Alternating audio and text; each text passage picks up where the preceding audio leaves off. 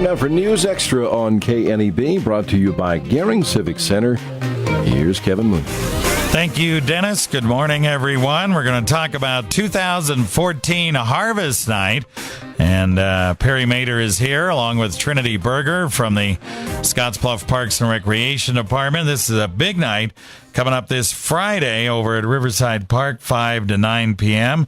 You move the timeline for the start of this up about an hour or so, Perry? Is that right? Yeah, about an hour. I think a lot of people start to kind of trickle into the park anyway, so and we figured we'd be set up and ready to go. The downside is it's not quite dark enough to see some of the things going on, in all their glory, I guess, with the pumpkins on the pond and things. And but there's daylight hours and there's things to do, so there's plenty to pack in between 5 and 9. So we figured we just added another hour to it. All right. We mentioned the zip line on the news. We might as well get that over with right away, right? Yeah, okay. Exactly. Yeah, we're not going to have a zip line. Nope, no zip line, and we apologize for that. We'd been advertising for it. We put out several thousand flyers with the zip line on it, and recently we had to pull that for several reasons, but mainly liability insurance. The cost just kept blowing up. So, one time we thought it was a lock, but over the last couple of weeks, it's just been a real battle. And so basically, we decided to pull it. I think it would have been worth it to keep trying, really, but there was a good chance that by week's end it wasn't going to happen anyway. So to give ourselves more time and the zipline people enough time to understand that we were, running into these kind of problems, we just decided on Friday we weren't going to do it. All right. Okay, so no zip line, but there are lots of other activities going on, right? Yeah, plenty of things. I mean, if you've been there before, there's not big changes or additions or subtractions. It's a lot of the same things. We do have a new spider web climber that's going to be there, so it's going to be a blast. It's going to be just as fun as any other year, if not better. Yeah. All right, so let's get it over to Trinity here. We'll let her speak about some of these activities because you're probably were instrumental in getting some of these things done. The hay rack ride, of course, that's a lot of fun. Yep, the hay rack ride is one of our highlights.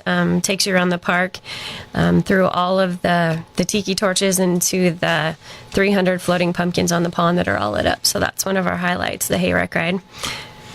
Okay, and then we have corn. What are the corn bins?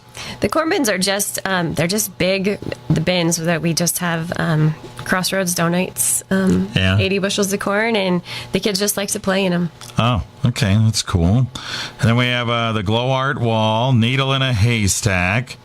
Needle in a haystack. I suppose. Is there a prize for?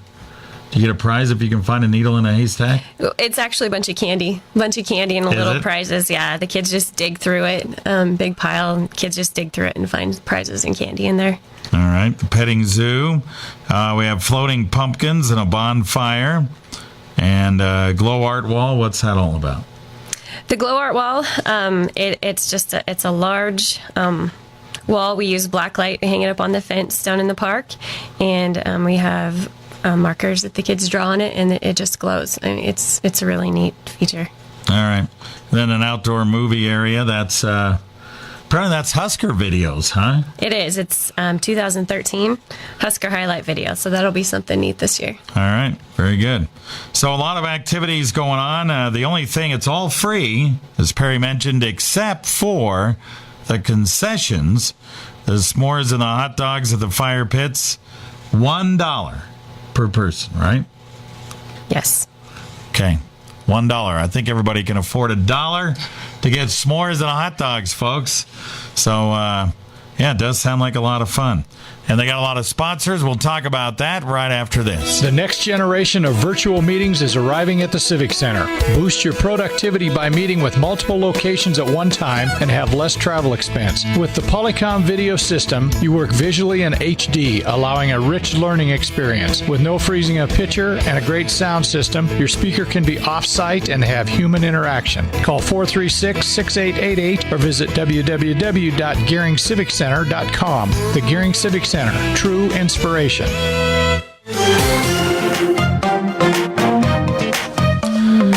Back on News Extra this Monday morning, we're talking about the 2014 Harvest Night put on by the Scottsbluff Parks and Recreation.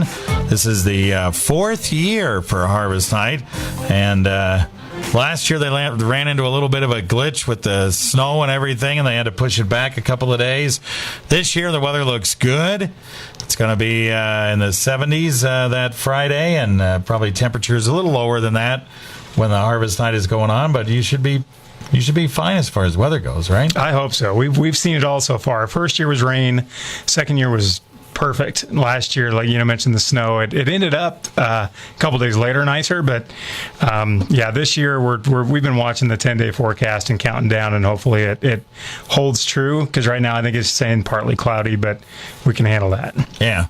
So it looks like it should be pretty good weather for Harvest Night on Friday night, this coming Friday night, again, 5 to 9. And all the activities that Trinity was mentioning here.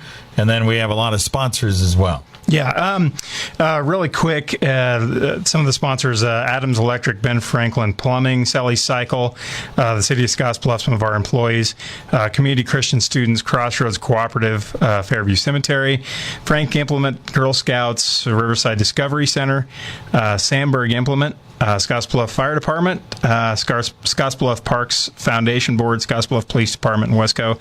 And I do want to mention our park staff and Trinity as well. They work really hard on this event. We've got a limited budget. We have a limited time.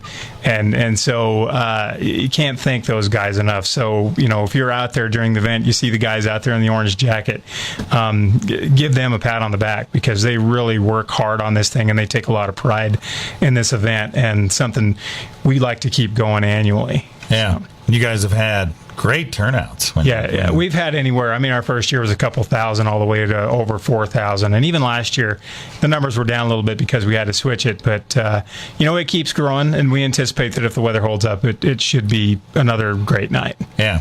Okay. So get on out there anytime between 5 and 9. If you want to enjoy all the neat things in the dark and stuff. Yeah, that's what I would. Man, I think maybe getting there at 6 or a little bit after. Yeah, I think 7 would be good. 7's not bad. Yeah. Sure. Yep. Would be nice, and you could really get to see all the neat things when it gets dark, and the glowing pumpkins and all that kind of stuff. Should be a lot of fun. Yeah, it's great. All right. Perry Mater and Trinity Burgner here today on 2014 Harvest Night. Again, starts 5 o'clock on Friday night, goes till 9. Get on out there and enjoy.